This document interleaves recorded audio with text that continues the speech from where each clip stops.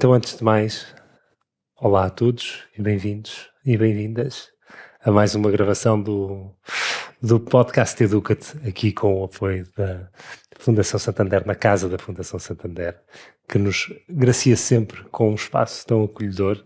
E hoje temos aqui duas Ritas, a Rita Red Shoes e a Rita Rubisco, com quem vamos falar muito sobre arte e arte na vida e sobretudo na educação, diria eu.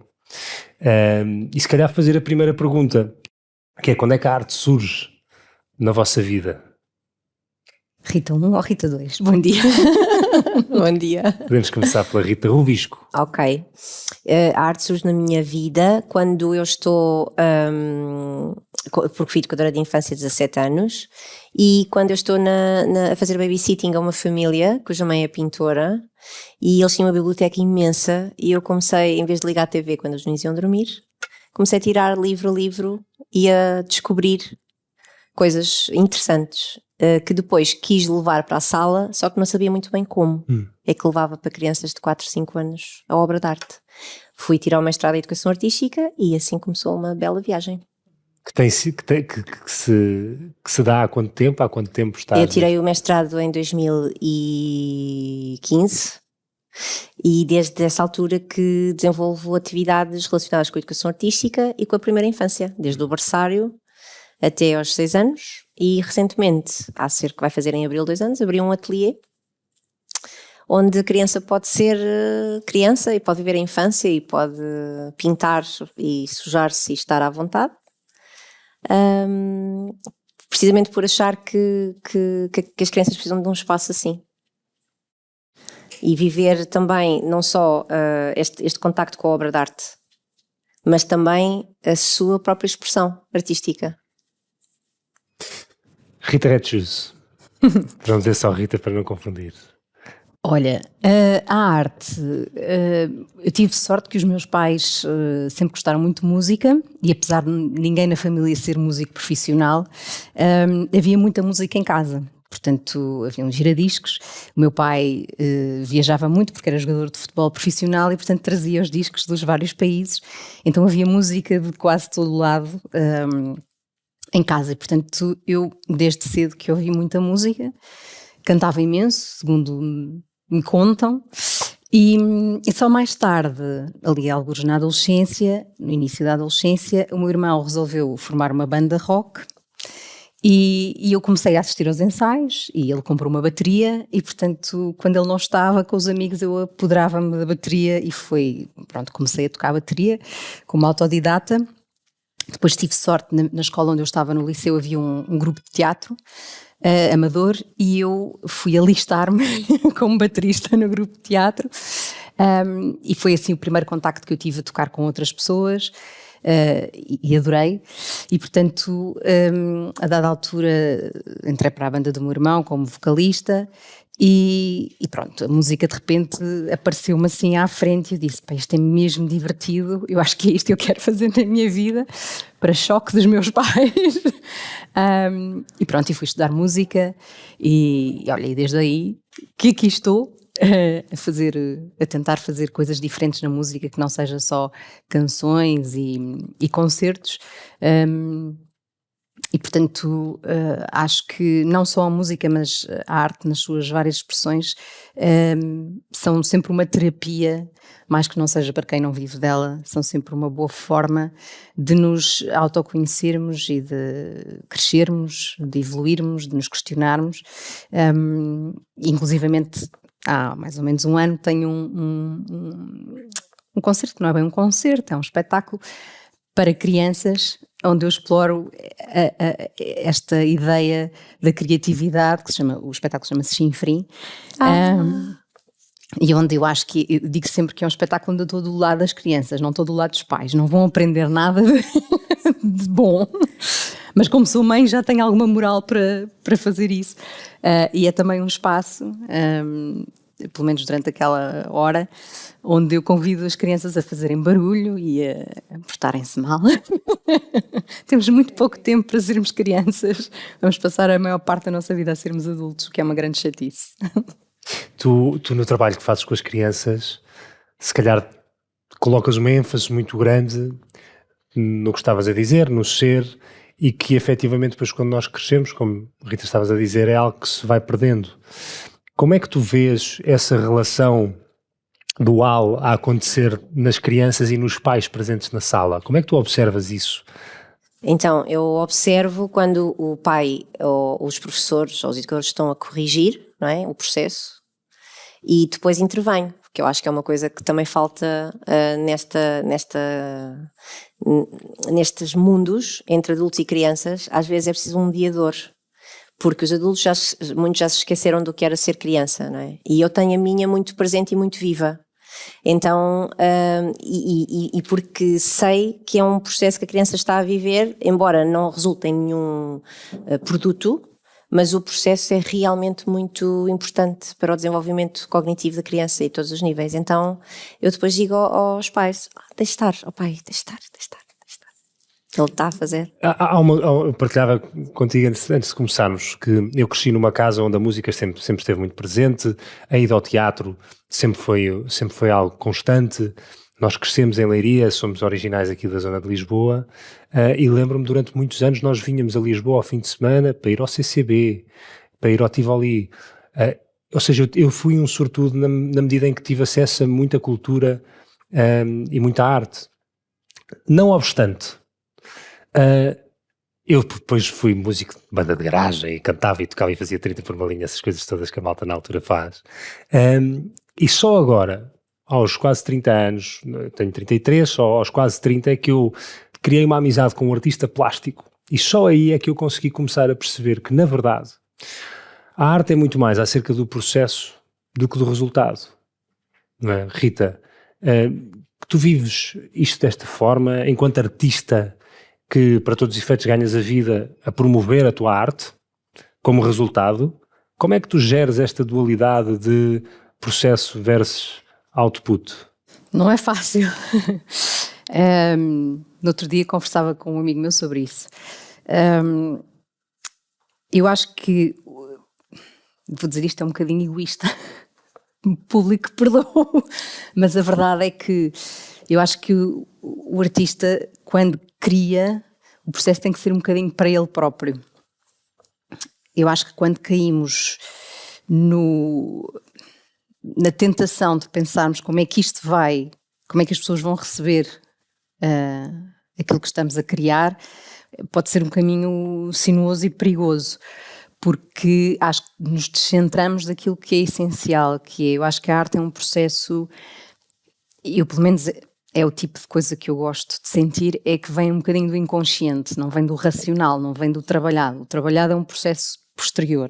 Portanto, quando eu tento escrever uma canção, a canção em que eu acredito é aquela que de repente vai aparecendo sem que eu me sente e vou pensar, agora vou escrever uma canção sobre não sei o quê.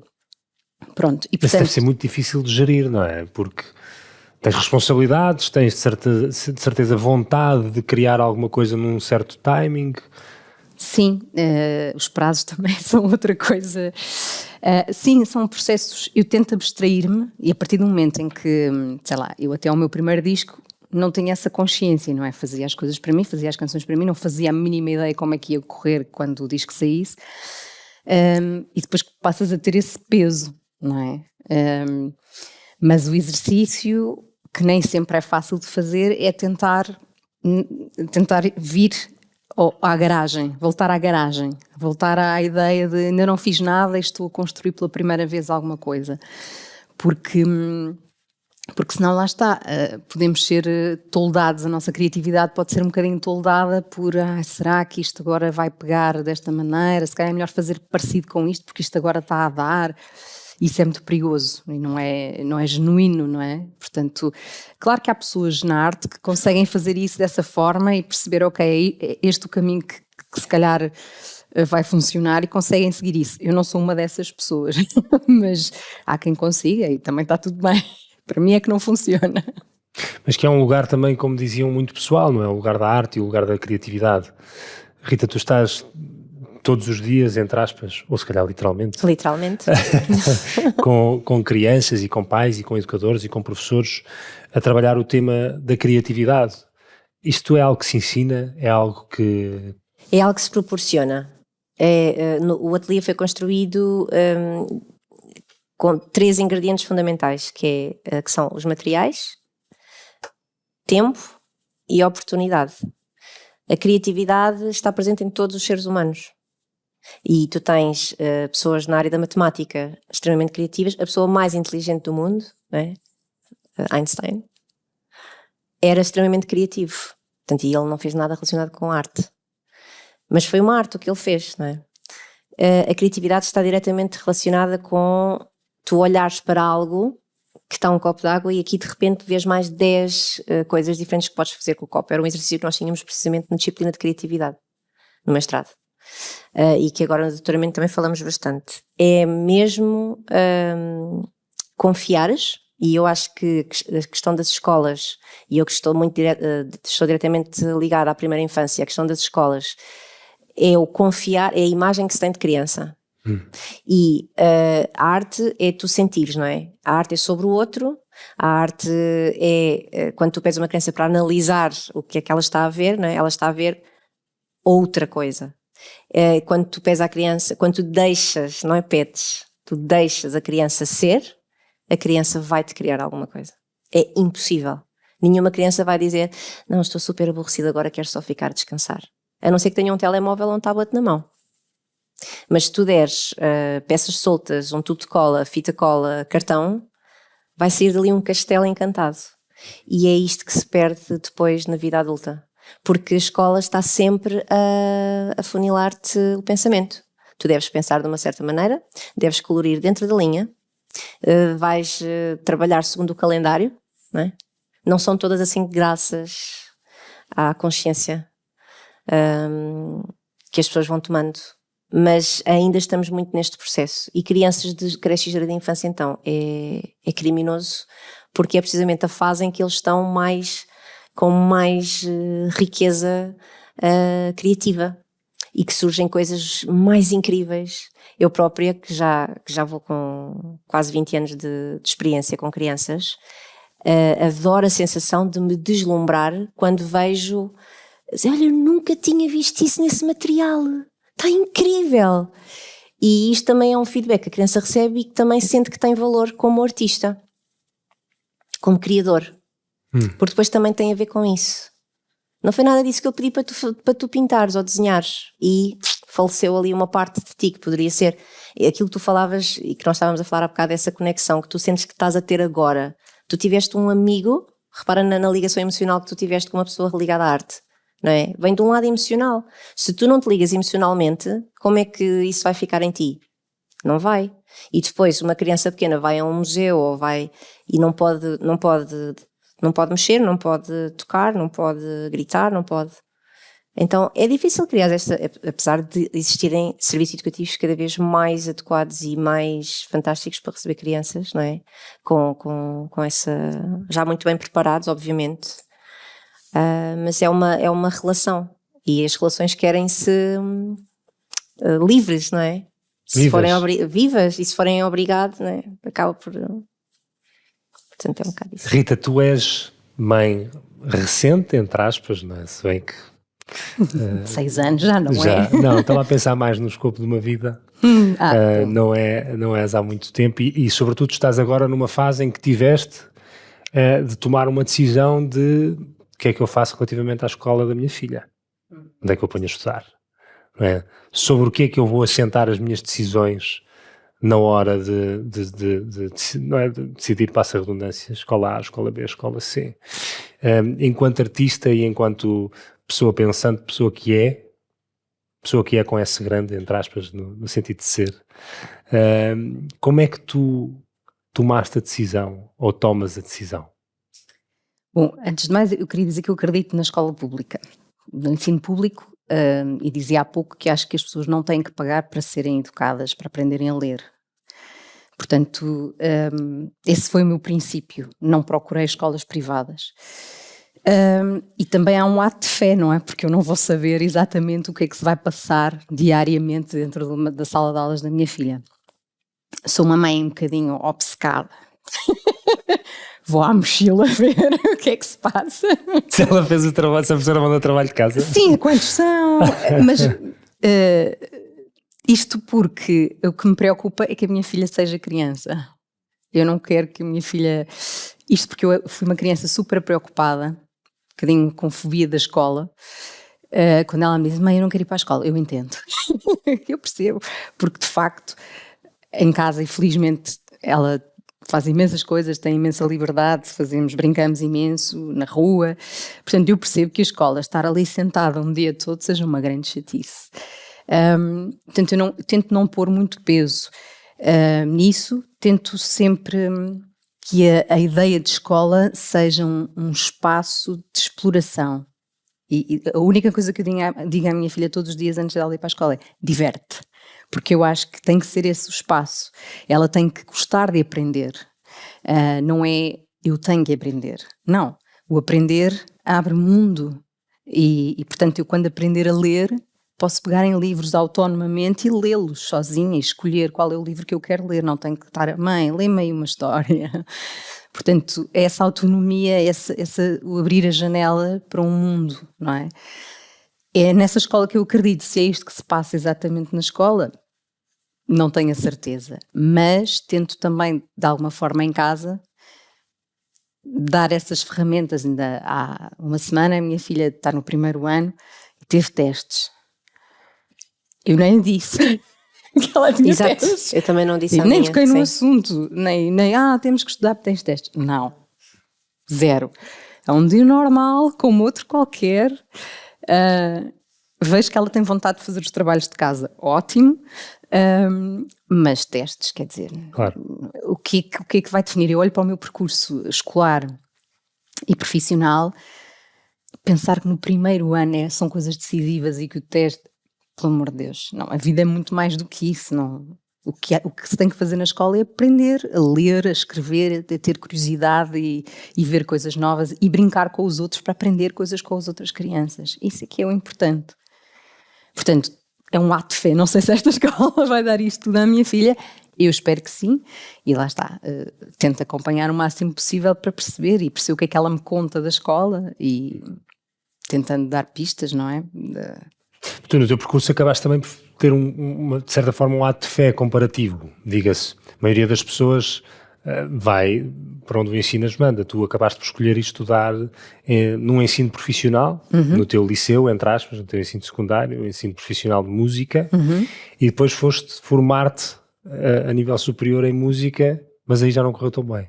Não, lá está. Eu cheguei à Escola Superior de Música e disse, bem, isto não é para mim, eu quero música, mas não é aqui. Portanto, fiquei um bocado perdida nessa altura, mas depois a vida ajuda-nos às vezes assim, ela própria se encarrega de nos guiar para uns caminhos, e eu tive essa sorte, e enfim, também fui à procura, e fui tirar Psicologia Clínica, portanto não tem nada a ver, nada faria prever que eu fosse formar-me em Psicologia Clínica e entretanto já fiz uma pós-graduação em Escrita de Ficção, portanto eu vejo a aprendizagem como um processo diário e a longo prazo, não, nada com esta coisa estanque de tens que tirar um curso para teres uma profissão, isso não, uma coisa não é sinónimo, muito menos hoje em dia.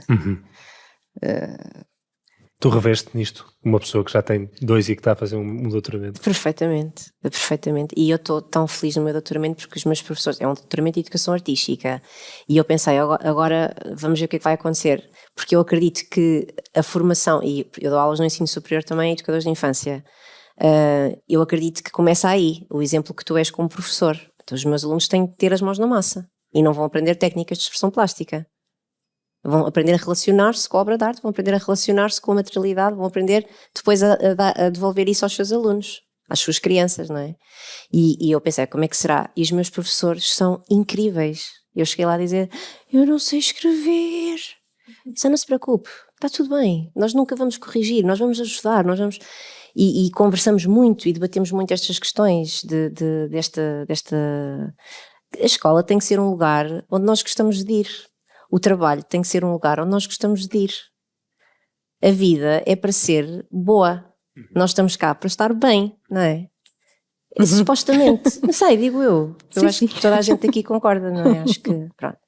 E a escola então, claro que eu não estou a dizer que tem que ser tudo caótico e as crianças, se apetecer estar a tocar viola e o outro está, quer dizer, não é isso que eu estou a dizer, mas eu defendo muito a metodologia do movimento da escola moderna, não é? Nós conseguimos trabalhar todos os conceitos e todos os conteúdos e ensinar a ler e a escrever partindo dos interesses do aluno, não é? É diferente de eu dar um problema a dizer, o Joãozinho foi comprar 300 bananas e depois juntou mais 30 peras, quer dizer, a criança nem percebe porque é que ele foi comprar tanta fruta.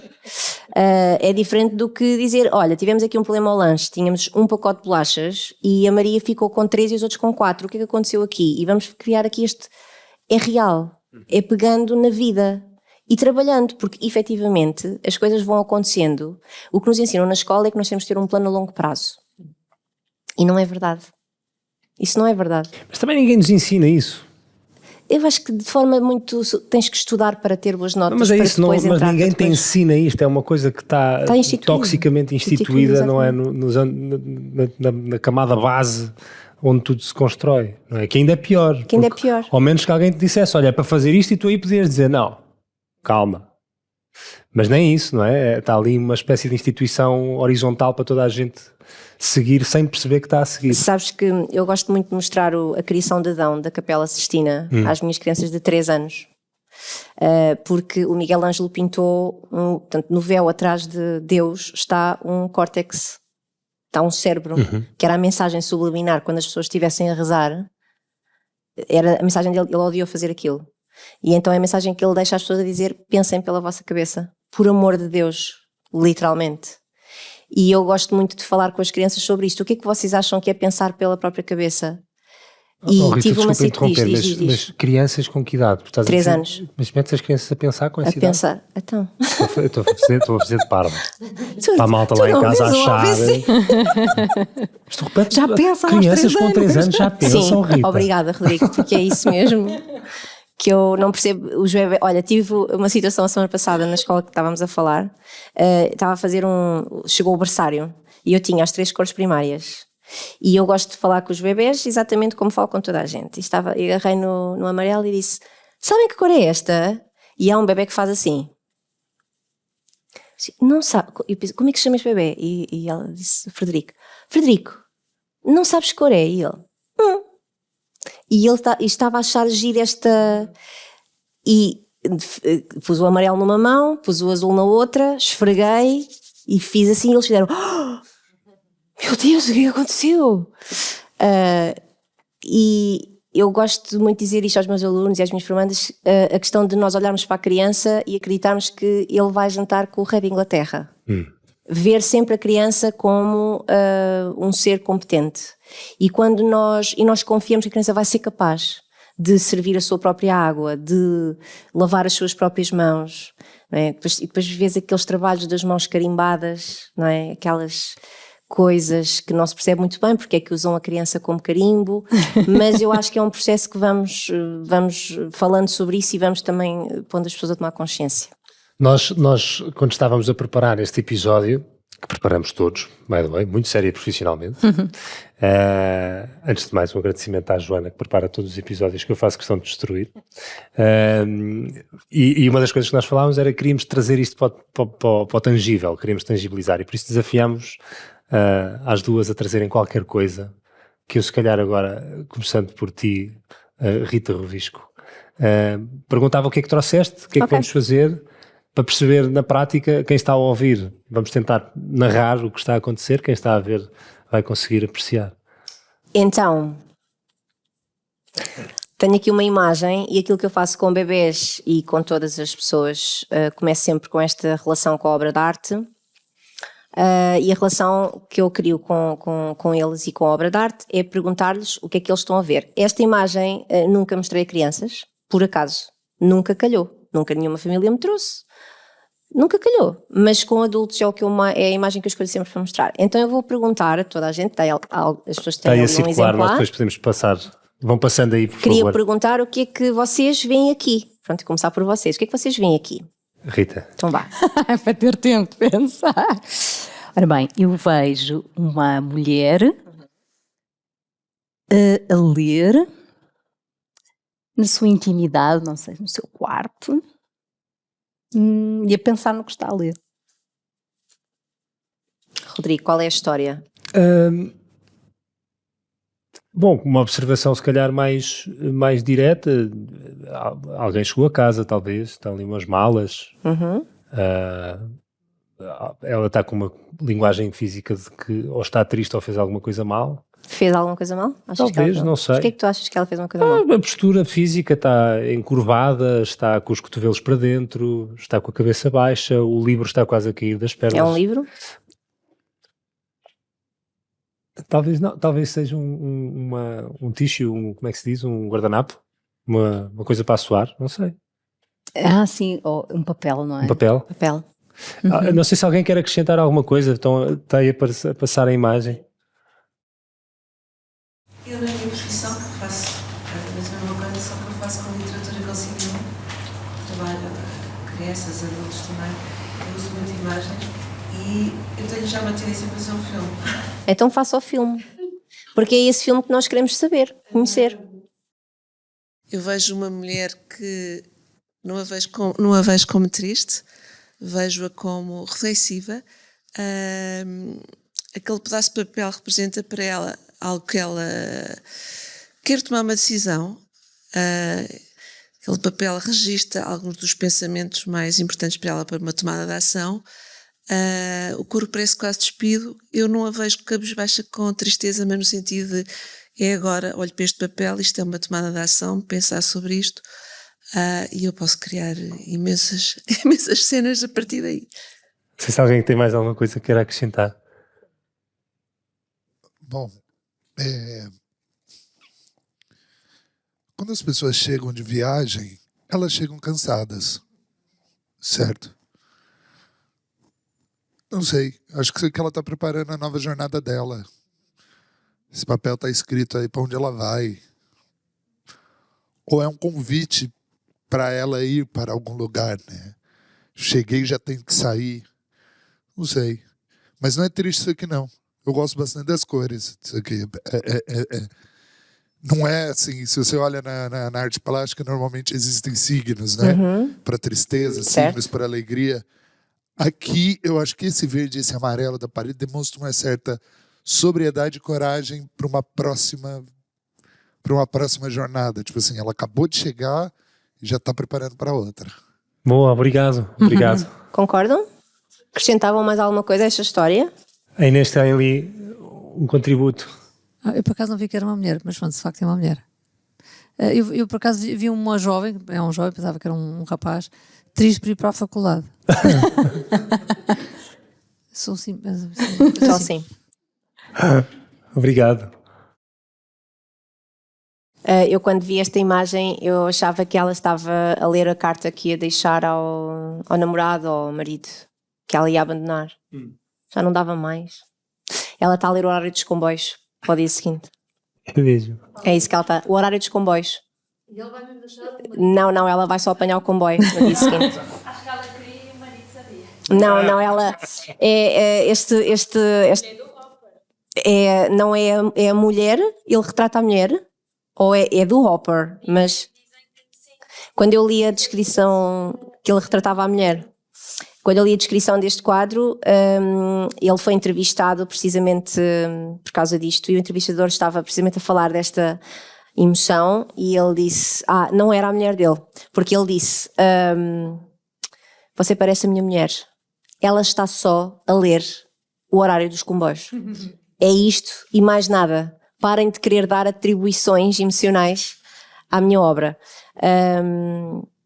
Acho que é um bocado também arrogante da parte dele dizer parem de fazer qualquer coisa com a minha obra, não É é? inevitável. Mas é um ele bocadinho aquilo que estavas a ele dizer pinta- É a projeção, do não é? egoísmo. Cada um vai projetar. na imagem, lá está, como adoro ler, e adoro ler sozinha no quarto.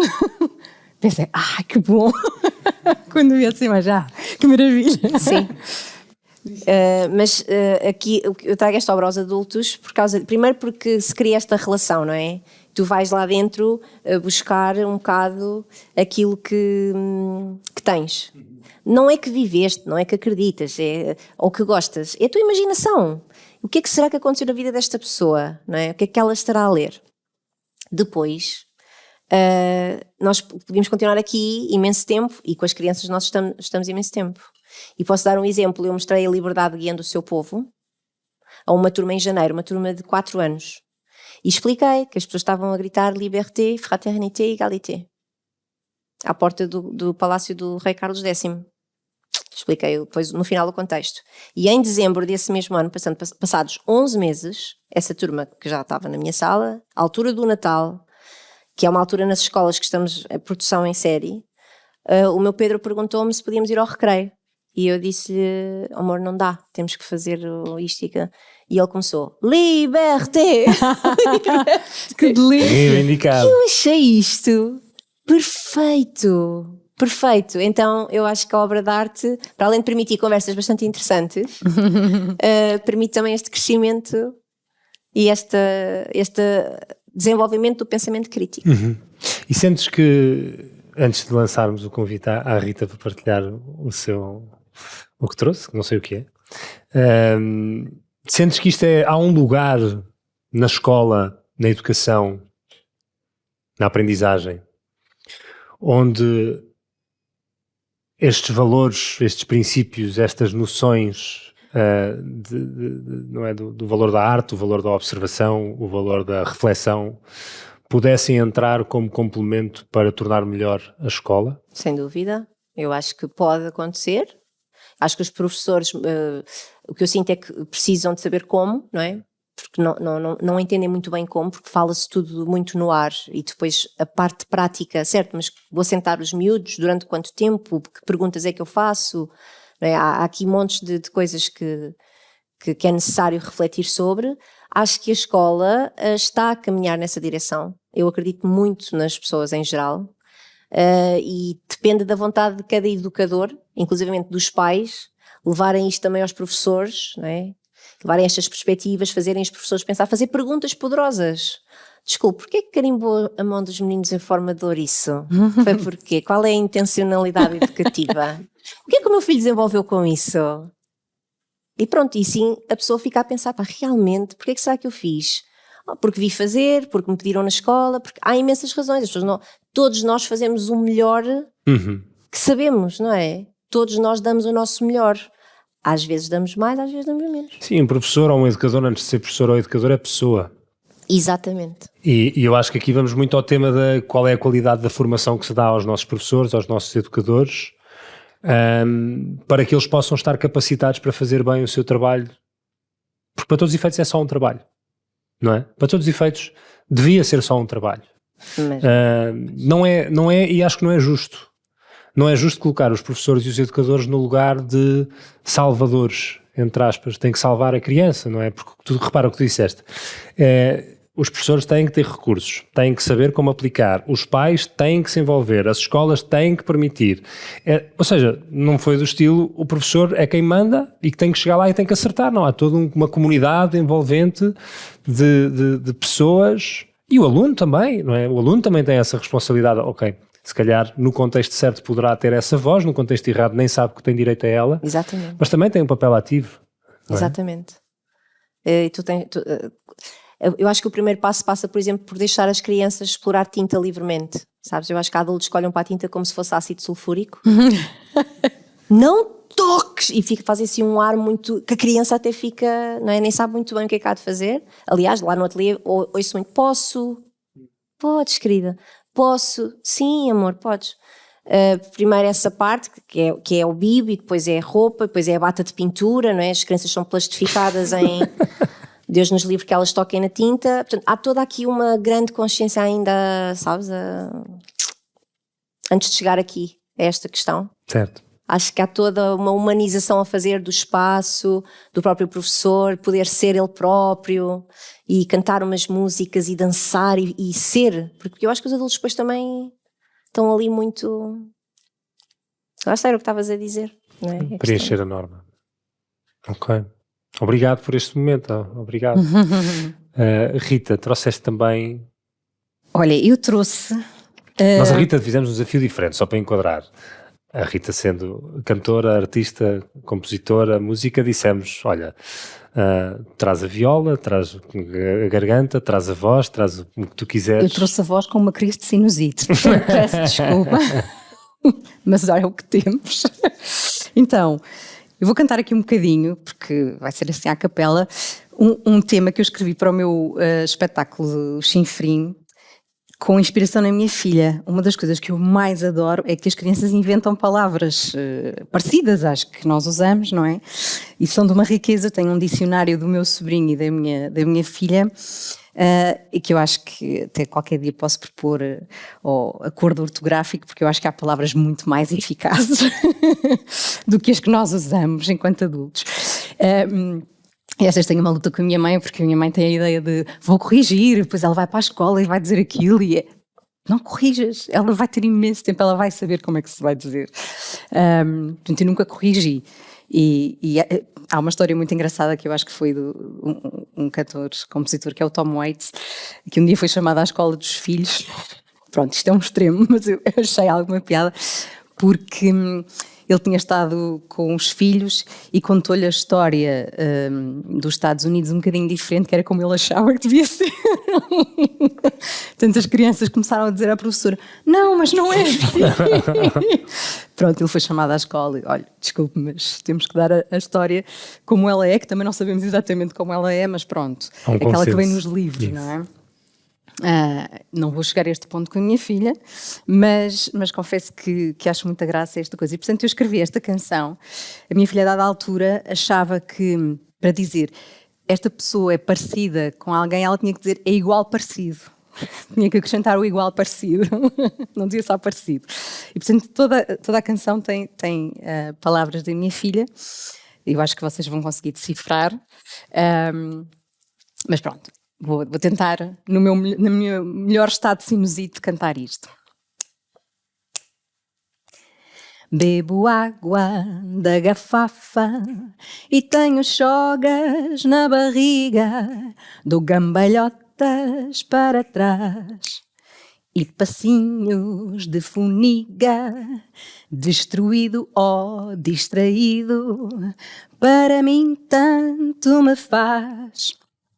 Não é a mesma coisa, mal escrevido é que não está. Digo coisas tão bonitas, sou poeta, sou poema, sou tão linda e tão esperta, este é o meu problema. Vou tirar uma gugafia e andar de gogocel. Vou colar uns oculantes ou pintar com um pincel. Com tosse vou ao Méquido e recebo um cochoate. Pode ser um pirulito, a mamã que desempate. Digo coisas tão bonitas, sou poeta, sou poema, sou tão linda e tão esperta, este é o meu problema. Que bonito. Obrigada, Que a bonito. Rosa agradece. Ela que é a autora da letra. Que bom, que bonito. Que bonito. Fazeste-me lembrar da minha irmã, tinha uma palavra que nós adorávamos e que é icónica na família, que era o frigorífico. Que é exatamente isso, e ninguém corrigia, era o frigorífico e os guardanapos. É muito engraçado, não é? A forma como as crianças efetivamente têm sempre razão na sua linguagem. Tudo isso fez sentido para nós. Acho que toda a gente percebeu. Toda a gente percebeu. Talvez os chogas na barriga. Os chogas eu não É percebi. cócegas. É cócegas. Boa, boa, boa. Foi mais difícil, de resto. Pois, de resto percebe-se tudo. Sim. Mas Méquido percebe-se, é sim. melhor do que médico. É muito Sim. melhor. Muito melhor. E como é interessante que eles não se privam, não é? A tua filha não deixa de dizer essas palavras com a confiança total e absoluta, imagino eu, de ir ao Méquido. Sim, sim. Aliás, o meu irmão chama-se Bruno, ela como não conseguia dizer, e agora ficou, toda a gente chama o meu irmão Bumbo. É o tio Bumbo, acabou, já não há hipótese. Mas eu acho que esta ideia lá está, como a Rita dizia, de não castrar, não é? Por que não ser assim? Ou pelo menos enquanto dá, Enquanto dá, pode ser assim. É deixá-los ser, deixá-los dizer as suas coisas. Pelo menos eu tento fazer isso com a minha filha. Mesmo nas brincadeiras, e os miúdos que moram à volta, quase todos vão lá para casa. A minha filha é muito... Quer jantar cá? Mal aparece. E tento fazer essas brincadeiras e acho que... Porque também tenho uma memória muito viva de quando era criança e o que é que me dava gozo fazer. E essa liberdade, não é? Transformar o carro em caravana, fazer lasers em casa com linhas e eles terem que passar por baixo. E eu acho que é essa liberdade, eles têm mesmo... Temos tão pouco tempo para ser crianças. Eu estou sempre a pensar nisto porque é verdade. E temos mesmo que aproveitar e deixar as nossas crianças serem crianças. Sim, uma coisa que tu disseste agora que me ficou... bateu assim com um certo estrondo, que foi sermos enquanto dá. Pois, eu estava Não a é? pensar nisso. Até quando é que dá? É porque eu tenho 42 e ainda não cheguei à adulta. Ainda Eu também dá? Não, Eu também não. não. Eu acho que dá. Eu acho que enquanto nós nos conseguirmos explicar, aqui o problema do adulto tem a ver com o julgamento, não é? Uhum. E eu faço julgamentos como todas as pessoas e sou preconceituosa como todas as pessoas e tenho as minhas questões. Uma coisa que eu gosto muito e que acredito muito é a pergunta. A curiosidade pelo outro. Uhum. Porquê que disseste isso? As minhas relações são todas muito transparentes. Olha, eu não me senti confortável com a forma como falo. Eu digo isto, eu não fica por dizer. E isto eu acho que é um bocado esta coisa de ser criança, eu senti disso. E acho que os adultos fecham-se aqui numa coisa ao julgamento. Então, o outro fez porque nananã. Não é? Estas relações que não ficam bem trabalhadas, essencialmente a relação comigo mesmo. O que é que eu gosto de fazer? O que é que eu sou? O que é que eu penso sobre? Qual é a minha opinião? Vou dizer e vou confrontar e vou... vocês imaginam que eu não tenho muitos amigos educadores, não é? Quando estou a falar dos ouriços e das mãos carimbadas assim. Pois. Não é para ganhar amigos que eu, não é? Não vou. Mas eu não posso deixar de o dizer. Porque senão não estou a ser eu. Eu acho que no fundo é usarmos a criatividade também nas relações e no dia-a-dia. Porque é possível ser criativo nas relações. Por exemplo, às vezes é um desafio. Eu estou cansada e a minha filha não quer tomar banho. Desculpa, tu não a deixas andar sem tomar banho durante uma semana? Às vezes, não, uma semana não, mas às vezes deixo. Que eu percebo que é perde-se imenso Mas o tempo banho a para as tomar crianças banho. é assim uma Sim, grande eu cena, tento, não é? tento fazer muita espuma, mas lá está, e usar o humor de forma em vez de tens que tomar banho, Certo. ao menos explicar porque é que tem, não é? Porque Exato. só tem, quer dizer, Exato. e arranjar alguma criatividade, mas não seja, os teus amigos não vão conseguir sentar-se ao pé de ti porque vai Exatamente. cheirar imensa chulé rosa. Portanto, tentar ser criativo nestas coisas que são práticas, não é? Logísticas do dia-a-dia, e usar a criatividade dessa forma e se calhar perguntar porquê, não é? Explicar porquê, porque não é só porque sim, não é só... Aliás, depois isto vira-se o feitiço contra o feiticeiro, não é? Porque às vezes digo, olha, tu não és obrigada a fazer qualquer coisa. Pois, então também não vou... Sim, também lá em casa também ouço muito. Pronto, depois há aquela questão, não, mas eu não posso ser obrigada, não é, mãe? O pai está a obrigar-me a fazer isto, mas... depende da pessoa que te obriga. Ok, então vamos aqui. Vamos fazer um A linha A. Pronto. Mas no fundo é ser criativo mesmo nessas respostas, não é? E as crianças ajudam-nos muito a ser criativos. Totalmente. Também podemos aproveitar isso das crianças, não é? Quando temos esse espaço, não é? Porque se os adultos não têm o espaço para absorver, sei lá, eu estou a pensar no Roger. O Roger trabalha connosco, é meu sócio na produtora que está a produzir este podcast aqui connosco. E o Roger tem um filho, o Simão.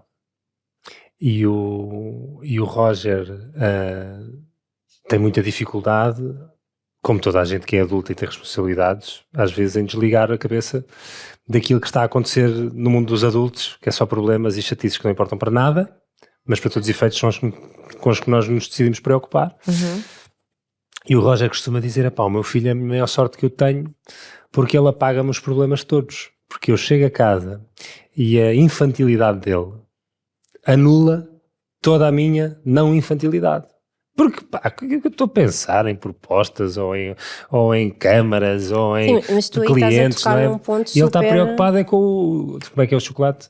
O chocolate. Com o chocolate. Exatamente. Não é? Estás a tocar num ponto super essencial que também as escolas podiam, não sei, se calhar pensar um bocadinho sobre isto, que é o desenvolvimento pessoal e a forma como tu geres as tuas questões, porque questões tu vais ter sempre.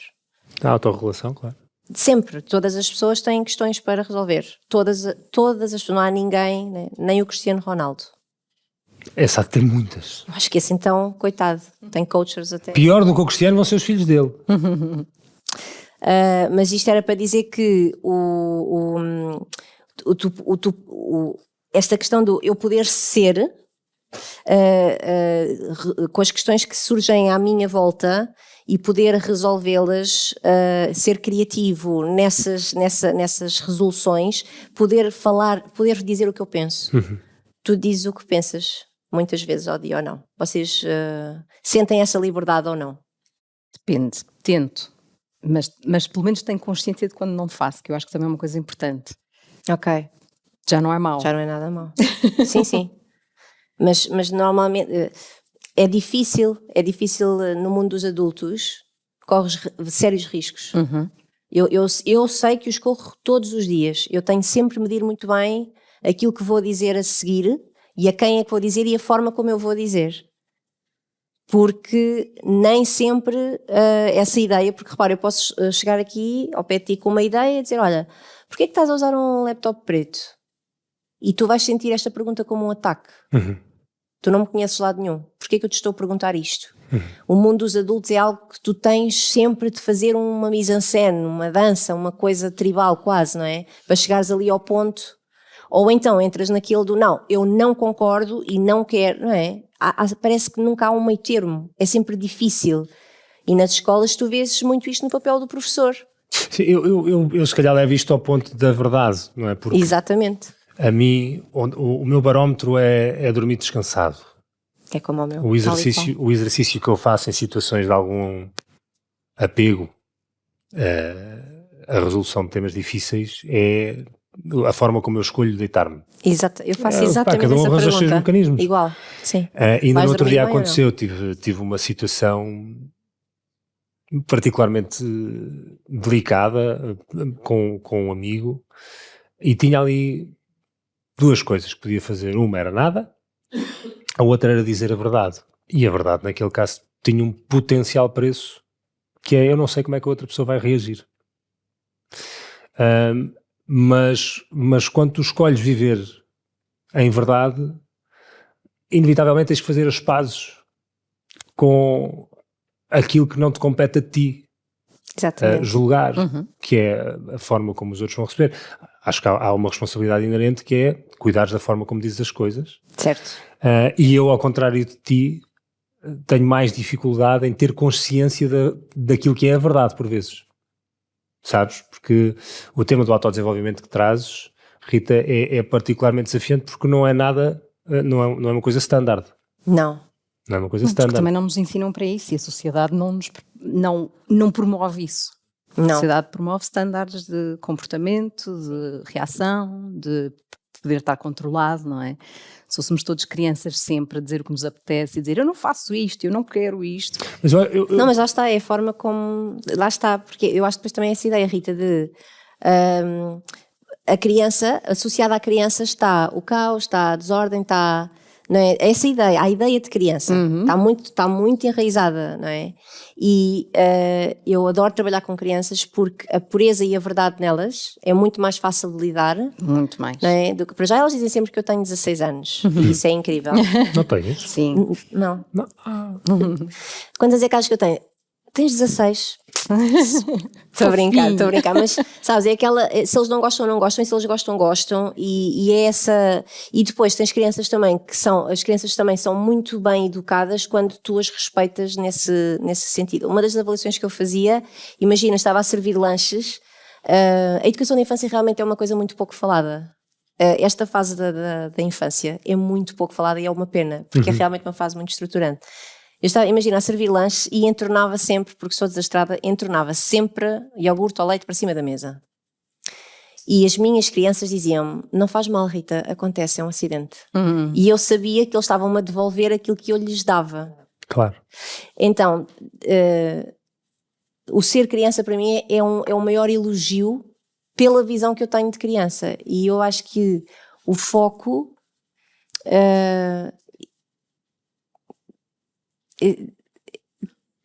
no final do dia, que é a pergunta que eu me faço também, é vamos dormir, eu penso assim, vamos dormir, quando eu vejo, já te contei, não é? Vou às escolas, vejo uma situação que eu não gosto e eu pergunto-me, vamos dormir bem hoje ou não é? E depois a seguir vou intervir em conformidade. Claro. E não dá para fazer isso todos os dias e não dá para fazer isso bem todas as vezes. Não dá. Não dá. E acho que isso também é uma coisa importante. Exato. E sobretudo, se calhar, voltando aqui um bocadinho às escolas, eu tenho... Faço, quer dizer, acho que não faço esforço nenhum, eu tenho só muita empatia pelos professores, não é? Pelos educadores. Eu, honestamente, em total franqueza, eu acho que é um crime a forma como se menospreza Concordo, o papel de um 100%. educador. E o educador mete os professores, Certo. mete todos cá dentro. Certo. Então, os de primeira infância. Certo. É uma coisa, é violentíssimo para mim, porque temos o futuro nas mãos, numa fase da infância tão, e temos educadoras sobrecarregadas, sem ajudas, com crianças com necessidades de saúde, de saúde específicas gravíssimas, que não têm ajuda, que não conseguem fazer um trabalho corretamente. Temos as direções a pedir o trabalho disto, o trabalho daquilo, os trabalhinhos, toda esta pressão social, os pais a dizerem que não querem a roupa suja. Yeah. E que têm que trocar a roupa, e nós pensamos assim, então mas... o pai queixa-se que não consegue estar o fim de semana com 2 em casa, como é que nós conseguimos com 25? E agora quer que nós troquemos a roupa, porque então deixamos que as crianças sejam crianças ou estamos preocupados? É uma dualidade incrível e constante, uma pressão incrível e constante, e a única coisa que nós queremos é ser felizes com as nossas crianças e estar em paz e sossego. Mas tu também estás a querer um bocadinho mais, Rita, desculpa lá, queres ser feliz? Também, que ousadia no teu trabalho. Parece que não sabes como é que as coisas funcionam. É suposto fazer as coisas da maneira certa, como te dizem. Que é um bocadinho aquilo que nós ouvimos Eu todos. tive imensa sorte na escola onde eu trabalhei. Tive 16 anos numa escola, deixaram-me sempre voar. Ruben Alves diz que há escolas que são, não é, asas e outras que não. E é verdade, e eu tive imensa essa sorte e desenvolvi essas competências como educadora e essa visão, porque em equipa nós sempre trabalhámos assim, sabes, era de todas. E quando eu saí para dar formação às escolas, consultorias, etc., e comecei a observar o que estava a passar à minha volta, eu posso dizer que o ano passado estava a ver que estava a entrar ali numa depressão, porque uma coisa é tu vês que há uma escola que está a funcionar de uma determinada maneira, não é? E outra coisa é tu veres que 90% das escolas a que tu vais é o panorama. A criança não pode fazer... Repara, eu sou convidada para ir às escolas e eu vou falar... Pronto, estás a ver a verdade, a vir ao de cima, mas eu vou dizer. Porque eu contra mim vou falar, mas eu vou dizer. Eu vou dizer. Se tivesse de ter autorização a ti próprio uma vez mais... Posso dizer? Pode ser. Vou dizer. Eu vou às escolas fazer cenários pedagógicos com tintas e esguichadores... e coisas que as próprias educadoras deviam fazer uma vez por semana. Porque eu só vou fazer aquilo que eu fazia na minha escola uma vez por semana. E o Dia da Criança é o primeiro dia a ser... A semana do Dia da Criança é a semana onde eu, em setembro, fico logo com essa semana ocupada. A seguir é o Dia Mundial da Arte. Hoje foi o Dia da Família. Não devia ser o dia devia ser semanal. À terça-feira, pais, é para trazer roupa... E roupa adequada, eu pedia roupa passível de ser pintada e sapatos a condizer. E ninguém me vai chatear a cabeça porque a roupa vem isto ou vem aquilo. Estão avisados, terça-feira é dia. Mas devia ser todos. Porque nós, tu se calhar não, porque és mais novo, mas nós brincávamos na rua. Eu pretendo brincar na rua. Ficaste brincando? Ótimo. Mas as crianças de hoje em dia não brincam na rua. Especialmente as da cidade. Ninguém vai brincar na rua, ninguém deixa os filhos estar a correr riscos. Professor Carlos Neto. A questão do desenvolvimento motor. As crianças não podem ser crianças em lado nenhum. Em casa suja, na escola não pode. Então quando? Quando é que podem ser? Então damos o tablet e damos o telemóvel e vê as crianças em supermercados no carrinho que já podem andar perfeitamente e ajudar até a mãe a fazer compras, mas estão ali, que até os tablets já vêm com umas coisas para agarrar melhor. Claro. Restaurantes pejados de famílias à mesa ali, Pá, por favor. A Rosa já mimetiza o comportamento na música, com instrumentos, com cantar, ela... Pouco, e manda-me calar. Portanto, eu acho que está tudo bem, acho que está ótimo. E quando eu não a deixo fazer qualquer coisa que ela quer muito, já me chegou a dizer: tu não cantas assim tão bem. E eu: não faz mal, querida, não faz mal, amor. Enquanto houver gente a pagar para me ir ver, não está mal. Mas eu acho o máximo, acho o máximo. Depois ela vem dizer: não, pronto, não é bem verdade. mas não, o pai também, somos os dois músicos, portanto, nunca incitámos nada à música naturalmente, porque mais que não seja, eu estou a estudar, ou o pai, ou estamos a fazer música, e portanto ela ouve e os instrumentos estão lá todos, está tudo à mão. Mas nunca, quer dizer, ela canta, é afinadinha, mas não mostra assim ainda interesse particular sobre música. Eu também não faço questão que ela seja música. Portanto, acho que é bom como eu tive acesso a ter música. Porque acho que também ser criativa à força não vale, não é? Ser artista à força não pode ser. Ou se sente e é divertido e se quer, ou então... E portanto é essa a minha filosofia. Se ela tiver interesse um dia... Muito bem. Se não está para ali, ela vai lá ao piano e bate no piano. O piano não é para bater. Mas pronto, e para mim está ótimo assim. Fica lá qualquer coisa, se depois for para florescer, muito bem. Se não... Será o que for. Exatamente, será o que for. Ritas, a aula está quase a chegar ao fim. O nosso tempo esgota-se e acho que vai tocar para sair, entretanto. Não sei a melhor parte. Olha, está mesmo a tocar para sair. E antes de finalizarmos esta aula que tivemos aqui, tenho aqui um teste para vos fazer. Testes? Eu sou anti-testes. Vocês sabiam que numa boa aula tem que haver um teste. E por isso tenho aqui um conjunto de perguntas que vos vou colocar. Só um parênteses. Eu chumbei a música. Chumbaste a música? Tive sempre 2, portanto... Tal como o Paul McCartney. Pronto. Então, se o Paul McCartney também chumbou, não pode dizer ele está errado, é a escola. É a escola. Está a pensar qual era a minha. A minha foi, eu até no 10º e no 11º ano, depois anulei e fiz 100 aulas, fiz só com explicações. A minha nota mais alta à matemática foi um 9.5 durante 2 anos. Quase que tive uma positiva, quase. E foram 6 ou 9 testes que foram. Foi mesmo um atestado de incompetência. E depois, partilho também que acabei matemática com 18 e estudei engenharia. Por isso não tinha nada a ver com capacidade, tinha só a ver mesmo com a forma. Como aquilo estava a ser. Isso é uma coisa muito importante. A matemática, no 10º, a nota máxima que tive, só para te fazer sentir melhor, foi 5. A chorar, lágrimas de sangue, a estudar. Depois mudei do agrupamento. Percebi que nunca iria para a engenharia, portanto. Não queria ter 18. Então vamos ver qual é a nota que vocês vão tirar depois desta horinha de conversa. E vamos fazer aqui uma bateria de perguntas que são fáceis. Estão prontas? Começamos pela Rita. Qual delas? Já estás a fazer... Já estás a ganhar pontos extra. Então, Rita Rubisco. Certo. Começamos por ti. Mas a pergunta é para as duas. O que é que vos faz sorrir? A gargalhada da minha filha. Eu vou ser uma copiadora. Vou dizer o mesmo, é verdade. A gargalhada da filha dela? Não sei porque ainda não conheço, não mas provavelmente qualquer gargalhada de uma criança me faz rir. Sim. Portanto, a da minha filha, pronto, especialmente. Se tivessem de ter um emprego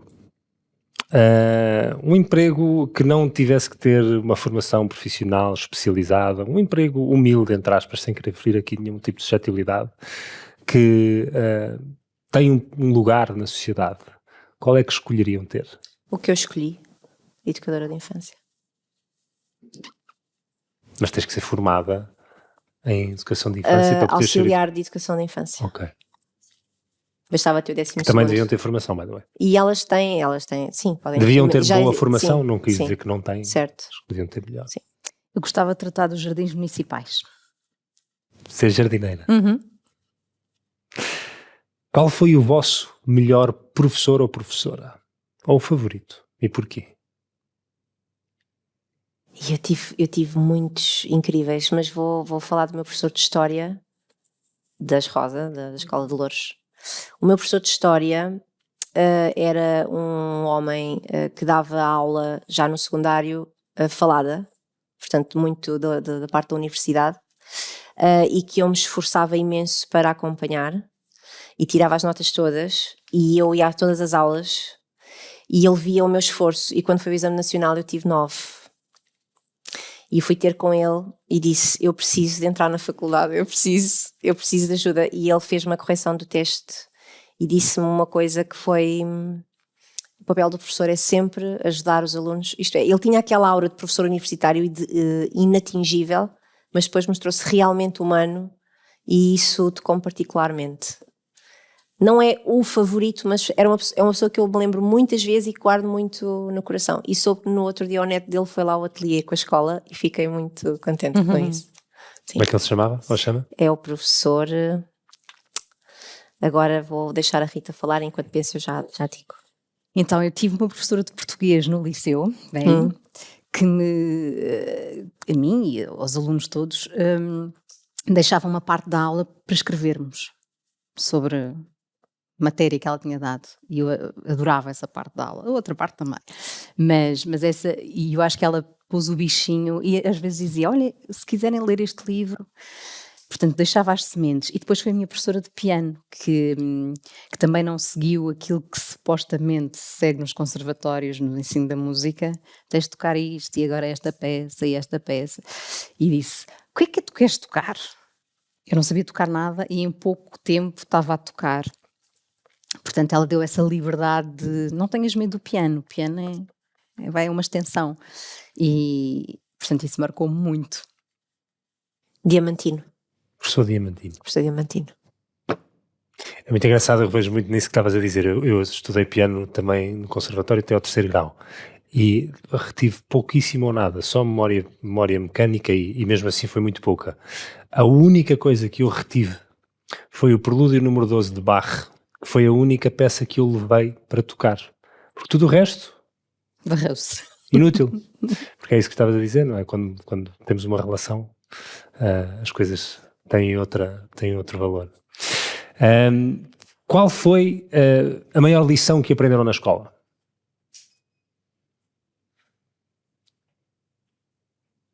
Epá, isso é uma pergunta complexa, assim de repente. A maior lição de vida? Uhum.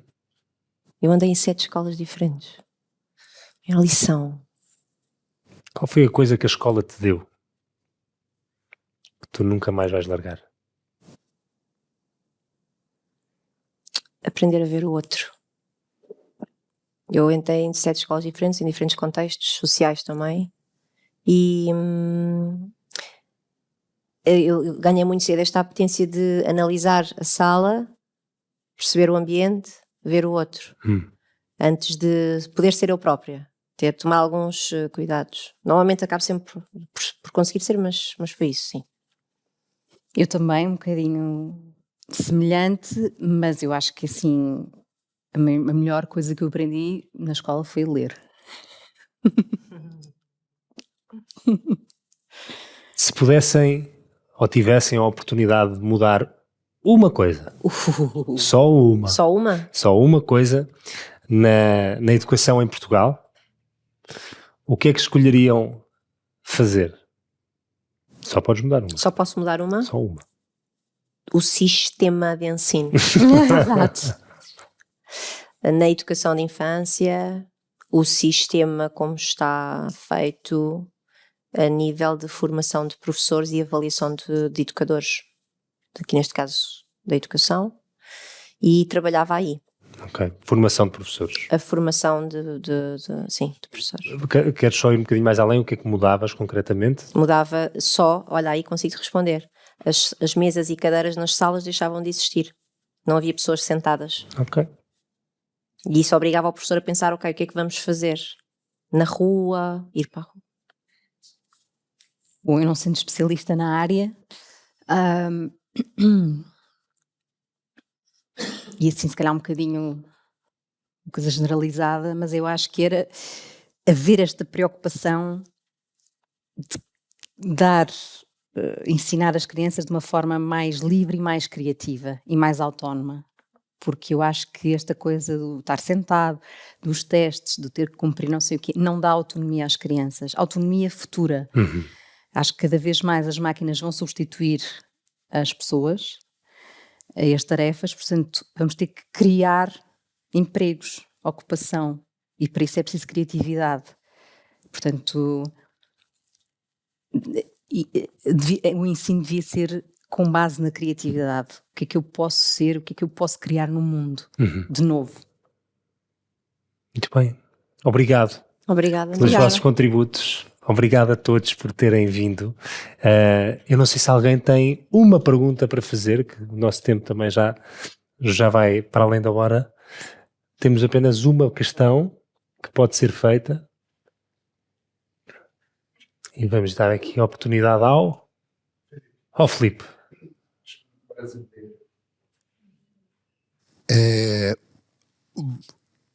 Muito obrigado, era tudo que eu precisava ouvir hoje. Sério, isso aqui foi muito bom. Obrigado ao host, obrigado aos participantes, que foi muito bom. Eu acho muito interessante vocês falarem da porta da escola para dentro. Mas eu gostaria de saber de vocês, hoje, qual é o desafio de lidar com os pais? Porque se você for ver a criança com o tablet na mão, isso não é culpa da criança, isso é culpa do pai. Entendeu? Pais que no passado foram tão malucos, tão crianças quanto as crianças, e hoje tem esse conservadorismo paterno que não é bom para a formação da criança. Então eu gostaria de, para os três, na verdade, eu gostaria de entender como que vocês enxergam esse conservadorismo paterno, né, e materno, né, quando eu falo de paternidade no geral, né, e como vocês lidam com isso? Você como mãe, você como educador e você trabalhando com educação. Como host.